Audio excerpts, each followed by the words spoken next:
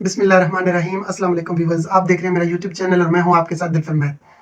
آج کی video tribute ہے جناب کیسر احمد راجہ صاحب کے لیے۔ مبارکباد، ٹریبیوٹ ٹو کیسر احمد راجہ صاحب آن 100K سبسکرائبرز۔ کیسر احمد راجہ صاحب کے 100K سبسکرائبرز یعنی کہ 1 لاکھ سبسکرائبرز ہو چکے ہیں۔ کون ہے یہ کیسر احمد راجہ صاحب؟ ہم تو 4-5 مہینے ہوئے ہیں ان کو جانتے ہوئے، وہی جب ان کی انجینئر صاحب کے ساتھ پوڈ کاسٹ آئی تھی تب سے۔ لیکن ان کا کام، کیا خوبصورت کام اللہ سبحانہ و تعالیٰ اپنے اس نیک بندے سے لے رہا ہے۔ کیسر احمد راجہ صاحب کہیں بھی کوئی سیکولر ہو، سیکولرزم ہو، ایتھیزم ہو، سائنٹزم ہو، کسی بھی قسم کا ازم ہو، وہاں پہنچ جاتے ہیں اپنی خدمات پیش کرنے کے۔ آئیں بھائی صاحب، let's talk, let's have a debate. کیا کمال کا شخص ہے یار۔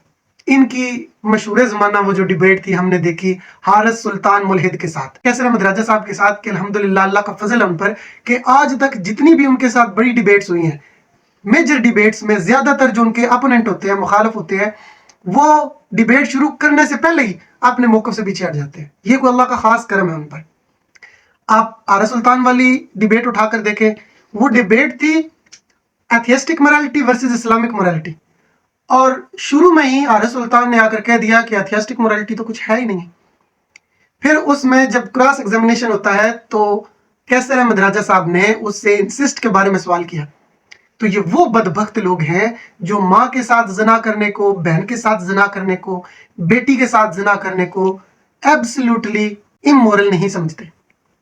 تو کیسر صاحب نے کہا کہ میرے نوجوان بچوں جو مسلمان ہو، دیکھ لو یہ تمہارے ساتھ کیا چاہتے ہیں اور تمہیں کس ڈگر پر لے کر جانا چاہتے ہیں۔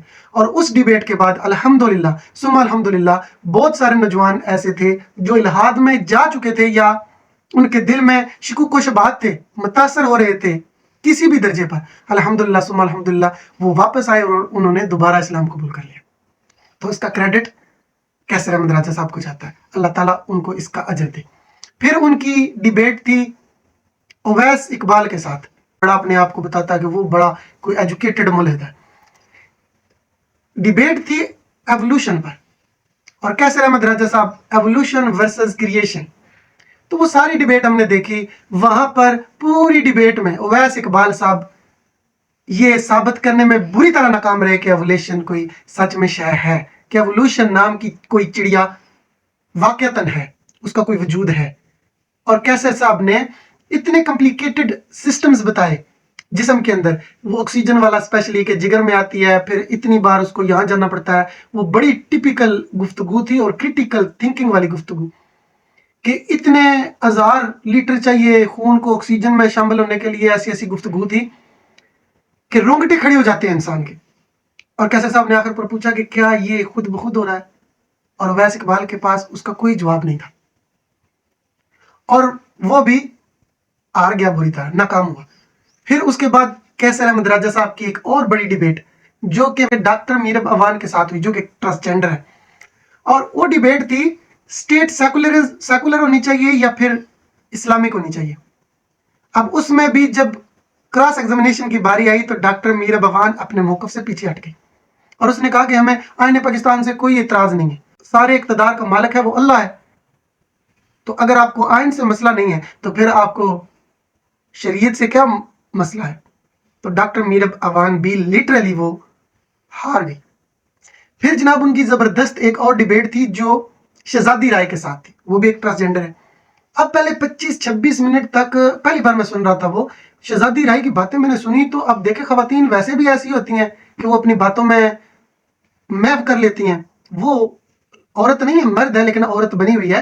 تو یہ جو دکھڑا ہوتا ہے جیسے خواجہ سراؤں کا، تو اس نے ایسا دکھڑا رکھا سامنے کہ ہمارے ساتھ لوگ ایسے کرتے ہیں، ابیوز کرتے ہیں، سارے معاملات اس نے سامنے رکھے، تو کہیں نہ کہیں دل میں اس نے ایک ہمدردی والی جگہ بنا لی پہلے 25 منٹوں میں۔ لیکن جب پھر مرد مومن، مرد مجاہد کیسر احمد راجہ صاحب نے بولنا شروع کیا نا، تو یکسر معاملات کو بدل دیا، جذبات کو بدل دیا۔ انہوں نے جو معاملات سامنے لے کے آئے کہ آپ کہتے ہیں کہ سیلف ایگزامینیشن پہ مجھے عورت ڈکلیئر کیا جائے یا مرد ڈکلیئر کیا جائے، تو اس پر جب کیسر صاحب نے روشنی ڈالی تو یار ہماری عقل دنگ رہ گئی کہ یار یہ کس قسم کی شخصیت ہے جو اتنا علم رکھتی ہے ماشاءاللہ، اور کیا ڈیبیٹ کا ہنر رکھتے ہیں۔ तो वो डिबेट में ही शहजादी रहे, थोड़ी देर बाद भाग जाए, फिर आए, फिर भाग जाए अपनी दो बातें करके। तो फिर मैंने वो सारा मौक़िफ़ जब समझा तो यार दिल से कदर कैसर साहब की और बड़ी कि यार कितना बड़ा हीरा है अल्हम्दुलिल्लाह हमारे पास। और फिर आखिर में और बहुत सी उनकी डिबेट्स हैं और उनको तो मैं ट्रिब्यूट पेश करता रहूँ तो वक्त ख़त्म हो जाए। उनकी मतलब इतनी खिदमत है, अल्लाह ताला उनको इनका अजर दे। लेकिन जो मशहूर सबसे आखिर पे हुआ वो है उनकी जो डिबेट हुई उस्ताद मोहतरम इंजीनियर मोहम्मद अली मिर्ज़ा साहब के साथ।